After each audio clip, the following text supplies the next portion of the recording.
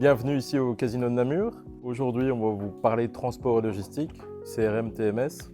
Donc, au programme de la matinée ici, pourquoi la relation client devient un enjeu stratégique pour le secteur du transport en Wallonie, le transporteur face à ses clients, et ensuite, on fera un peu un jeu de rôle pour vous expliquer un peu qu'est-ce que le CRM couplé au TMS peut vous apporter et qu'est-ce qu'on peut faire comme win-win gagnant avec ces deux outils. Essentiellement par les opérateurs industriels, ces 30-40 dernières années ont été terriblement globalisées. Là, ont véritablement mis en lumière l'importance pour les entreprises industrielles de la digitalisation, et la relation client devient vraiment un enjeu central.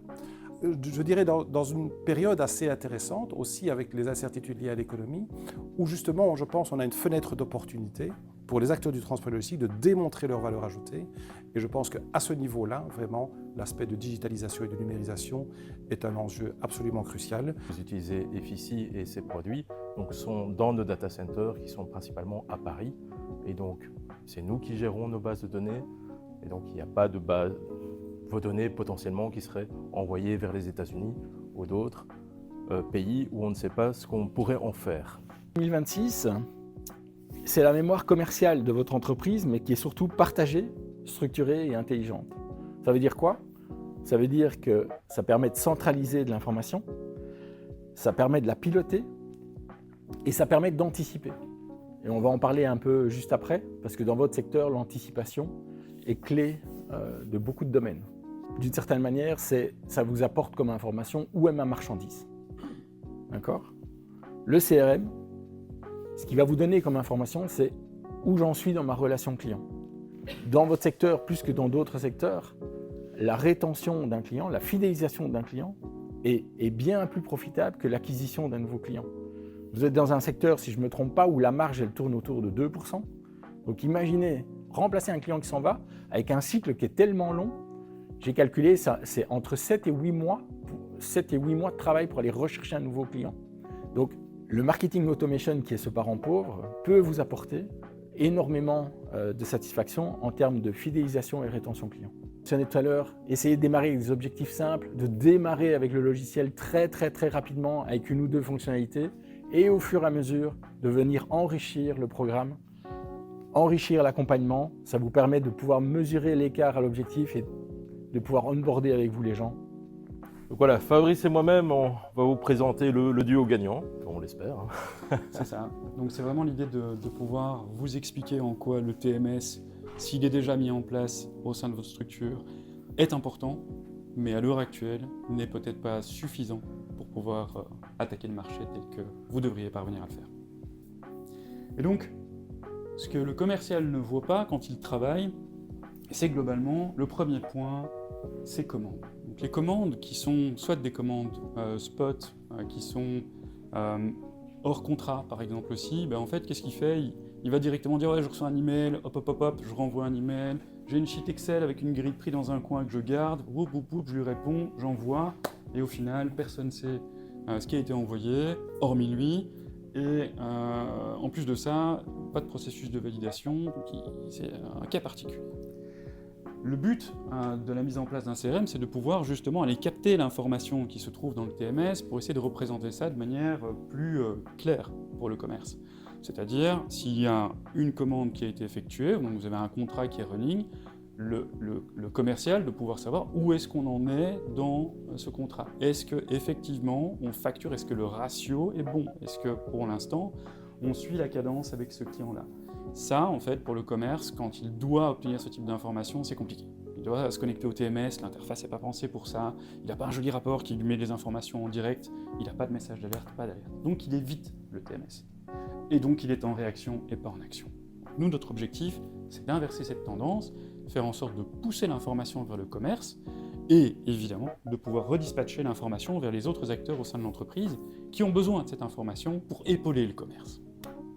Donc, ce que le CRM et le TMS apportent, c'est que cette vision temps réel permet soit d'accélérer le processus de vente, soit, à un moment donné, de pouvoir éviter la perte d'un client. Et dans votre secteur, Frédéric l'a dit, c'est crucial. Et de pouvoir déterminer pour vous, dans votre cas de figure, sur votre secteur, quels sont ces mécanismes d'alerte, quels sont les points clés qui vous permettent d'identifier quand un client commence à regarder ailleurs, ou sur certaines destinations, ou sur certains types de transport. Et donc, on doit parvenir à mesurer ça. Bien souvent, dans le monde du transport et de la logistique, c'est souvent des contrats à part pour des commandes spot, mais sinon, ce sont vraiment des contrats sur les moyens long terme.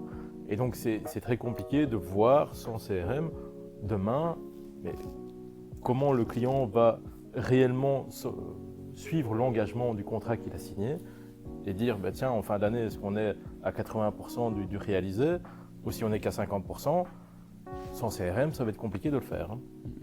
Et donc, vraiment, le duo CRM-TMS apporte cette visibilité puisque vous allez avoir l'historique, vous allez avoir le suivi de votre client directement au niveau CRM.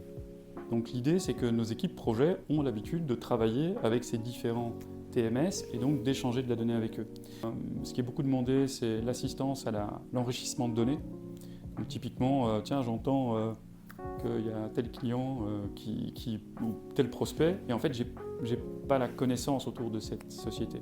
Donc je mets le début du nom de la société et puis tout d'un coup ça va créer automatiquement. Ça va aller regarder sur internet qui est cette société, ça va remplir toutes les infos qu'on connaît, ça va essayer de détecter les personnes clés de l'entreprise à contacter. Et donc tous ces éléments-là créent un briefing commercial qui permet à ce moment-là au commercial qui ne connaît pas ce client d'avoir vraiment la cartographie de ce futur client pour passer son premier appel. Prochain élément sur la roadmap, on a ce qu'on appelle la future fonction s'appelle Ask Efficie. Donc c'est demander en langage naturel que Efficie rende l'information qui est dans sa base de données. Par exemple, quel est mon client qui a la plus forte croissance à l'heure actuelle? Quel est le client pour lequel je devrais avoir une interaction? Quel serait mon prochain email? Que devrais-je faire? Quelle est ma meilleure prochaine action que je pourrais faire pour déclencher quelque chose? Et donc, vous pourrez tout simplement poser la question directement et en fait, le système analyse l'ensemble des données et vous répond en langage naturel. On a conçu Efficie en étant fondamentalement européen, fondamentalement multilingue, multiculturel. Et donc, la gestion des relations commerciales à l'européenne ne sont pas tout à fait les mêmes que ce qui se passe aux États-Unis. Aux États-Unis, ils aiment bien cette vision où il y a juste un entonnoir, boum, boum, boum, on y va. Nous, c'est très collaboratif. Donc, l'outil est éminemment collaboratif. Chacun d'entre vous, s'il a une existence sur le marché, c'est parce que vous avez des particularités. Vous êtes unique sur le marché. Et donc, votre CRM doit être unique. Parce que vous avez un verbiage qui est particulier en interne, parce que vous avez des équipes qui fonctionnent différemment. Et ça, c'est notre force. C'est le fait de venir vous dire, cherchez pas un truc qui essaye de vous faire rentrer dans les cases. On va venir mettre les cases adaptées à vous. Et ça, c'est une grosse différence.